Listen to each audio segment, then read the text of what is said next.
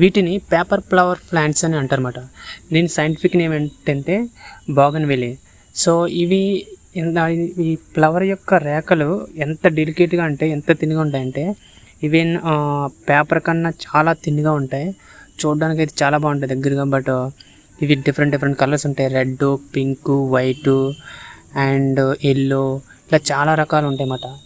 So ఇవి ఎక్కువ పూసేది ఏంటంటే ఫ్లవర్స్ అనేది ఎక్కువ శీతాకాలం ఉంటాయి, ఎక్కువ బాగా పూస్తాయి. అండ్ ఈ మొక్కలు ఏంటంటే బాగా ముదిరిన తర్వాత మొత్తం అంటే ఆకులు అనేవి అస్సలు ఉండవు, చట్నీ ఓన్లీ ఫ్లవర్స్ అయితే ఉంటాయి అన్నమాట. అప్పుడైతే చూడడానికి అయితే చాలా అందంగా ఉంటాయి. ఇంట్లో డెకరేషన్ అంటే ఇంట్లో చూడడానికి అందంగా పెట్టుకోవడానికి మాత్రం ఎక్కువ వాడుతూ ఉంటారు. బాగా పెద్ద పెద్ద ఇళ్ళల్లోని అంటే డెకరేషన్ గట్రా వాడుతూ ఉంటారు అన్నమాట వీటిని.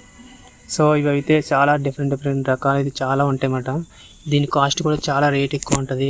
అంటే 1000, చిన్న మొక్కలే 100 అంటే 500 అలా ఉంటుంది. పెద్ద మొక్క అయితే 5,000, 10,000 కూడా అలా ఉంటాయి ఈ మొక్కలు రేటు. ఎందుకంటే ఇక్కడ మాకు బాగా తెలుసు, మాది కడియం మండలం అన్నమాట. కడియం మండలం మొత్తం అంతా పూల అంటే నర్సరీలు ఎక్కువ అన్నమాట. ప్రతి రకం అంటే ఏ రకం చెట్లు అయినా దొరుకుతాయి ప్లాంట్స్ ఇక్కడ. అండ్ ఈ ఫ్లవర్స్ అంటే ఈ చెట్లకైతే స్పైక్స్ అంటే ముళ్ళులు కూడా ఉంటాయి. చాలా పెద్దగా ఉంటాయి, గుచ్చుకుంటే మాత్రం చాలా పెయిన్ వచ్చేస్తుంది అన్నమాట. చాలా అంటే చాలా గట్టిగా ఉండి కొంచెం గుచ్చుకున్నా కానీ చాలా నొప్పి అయితే ఉంటుంది.